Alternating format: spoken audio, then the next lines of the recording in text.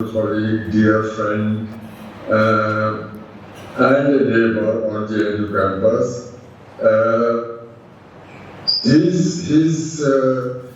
His contribution to the not only to the evolution of the CHS itself, but also to the discipline of history as a whole.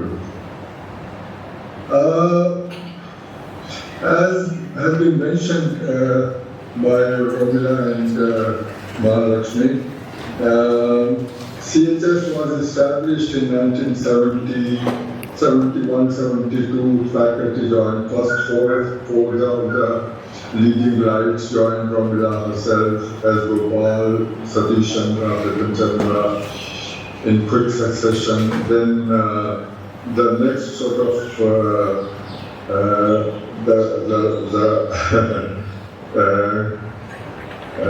rank of historians joined came Panikkar, Bhattacharya, Subir Jaiswal, Chambar Lakshmi, myself, and so on. We joined in 70, 71. So anyway, the center got going in 70, 71, 73. 72 was actually given entirely to the training of courses in the CHS, as Romila has explained through in such detail. I think 1970s is a very exciting decade for the discipline of history in India, especially. It's a very exciting decade because down to independence, in fact about a decade after independence, we were still sort of repeating the colonial history that had been handed down to us by the British regime. B.A. Smith's Oxford History of India was a standard textbook read by all of us. Whatever the level of we were doing BA, MA, whatever, or in fact from school onwards. B.A. Smith's Oxford History of India was the standard text. Very colonial, very justificatory of the colonial rule. But it followed, the history as a discipline in India was still following the periodization that James Mill had given to us. Although it had been rechristened, James Mill had given the periodization to us, as we know, Hindu period, Muslim period, and British period.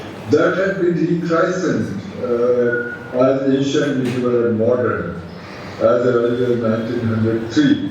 But the basis of the periodization still remained the same: Hindu period, and Muslim period, and British period. So we will continue with that down to something like 10 years, a decade after independence. The great intervention came with Marxist historians in the late 1950s and early 60s. A major door opened, actually. A new window, a new door opened to the colonial history that we were studying, all of us were studying, was religious identity as an entry point into the study of Indian history. What Marxist historians did was, they gave us an alternative entry point into the study of Indian history, the alternative entry point of class instead of religious category as an entry point. It was a major door opening. The work of first of A.R. Desai, who was a sociologist, his work, social background of Indian nationalism. But more than that, by professional historians like D.B. Koshambi in 1958, Irfan Habib in 1963, his majestic work, Agrarian System, R. Sharma's 1965 Indian Feudalism. These are the major works which opened a new door, as I said, they gave us an alternative entry point into history, which was alternative to the colonial entry point that we had operated with, that we had used for maybe 200 years or so. At least 150 years. But class at this time, the Marxist category of class at this time was still a kind of neat category, a bit too cogent, a bit too self-contained, a bit too sort of almost self-sufficient, in competition, complete in itself, and in competition with other complete categories of which it was an adversary. The capitalists and workers, the feudal lords and serfs or peasants or whatever. So that these categories were almost self-sufficient, and as I said, they were neat.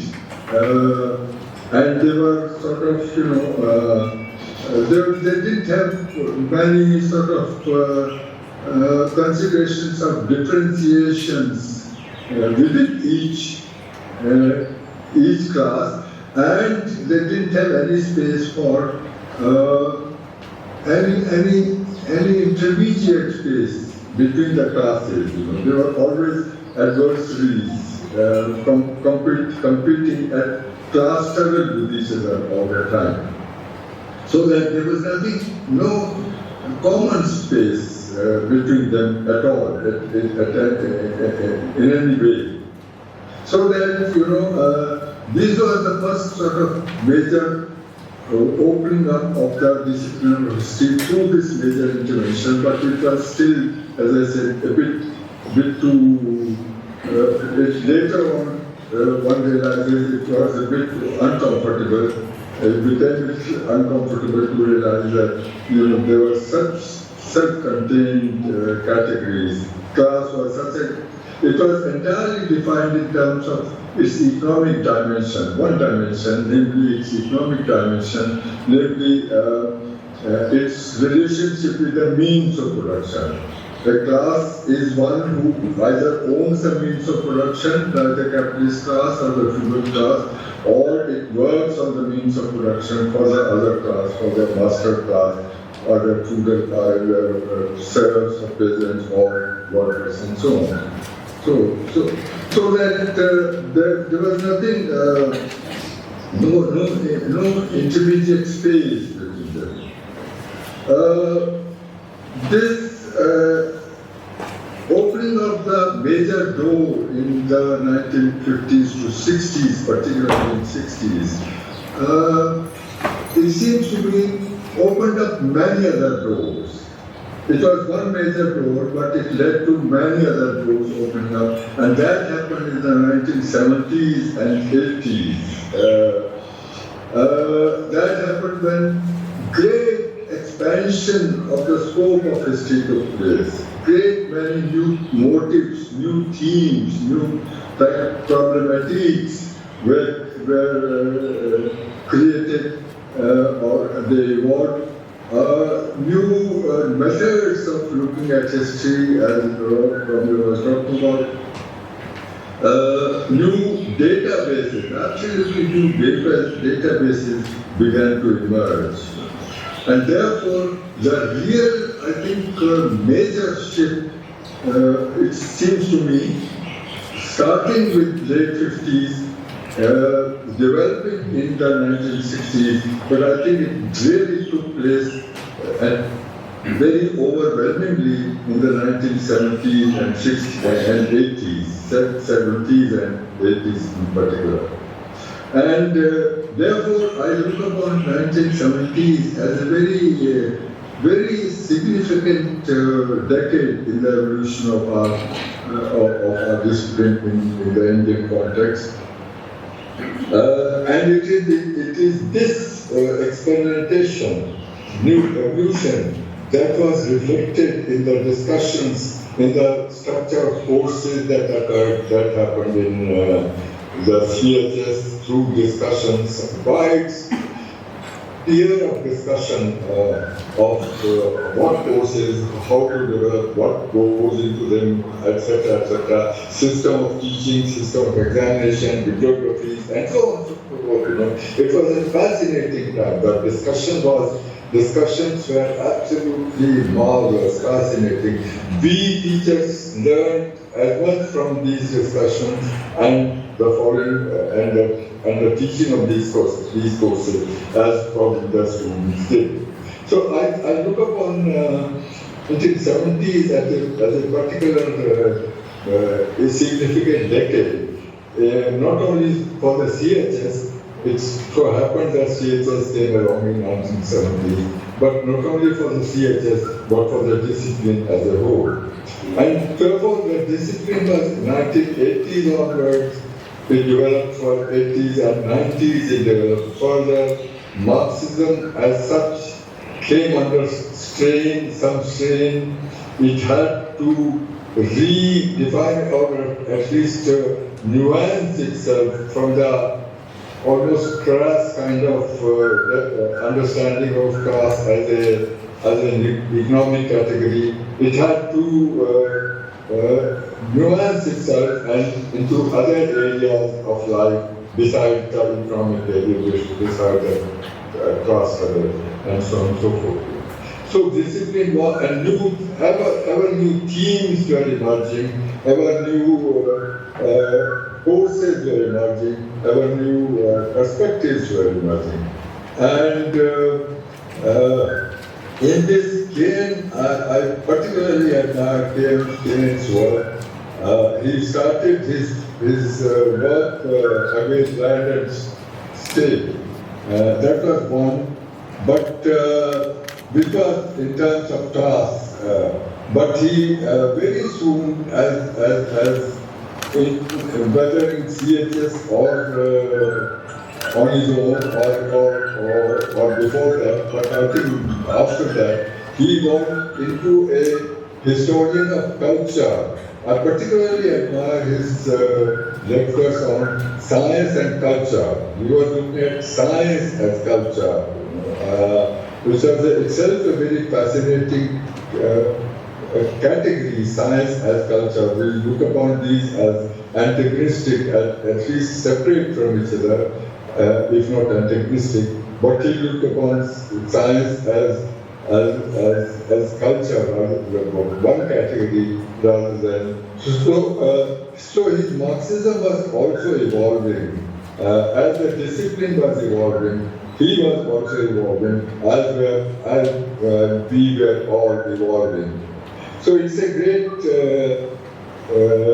it was a great company that we had. It was, as Ramla has been saying, great to have conversation with him. We lived on the campus, I also lived on the campus, and therefore it was easy to walk over to each other's home and have discussions apart from coffee and so on. So it was a great company. He was a marvelous colleague. He was a great friend, and of course a very inspiring teacher. All his students were great admirers of his. They all greatly admired him, his teaching, and therefore one came to realize that he was one of the most significant members of the CHS faculty, CHS as a whole. So it's sad that such a valuable friend and colleague has passed away, but then he has left lots of legacy behind, lots to celebrate. Thank you.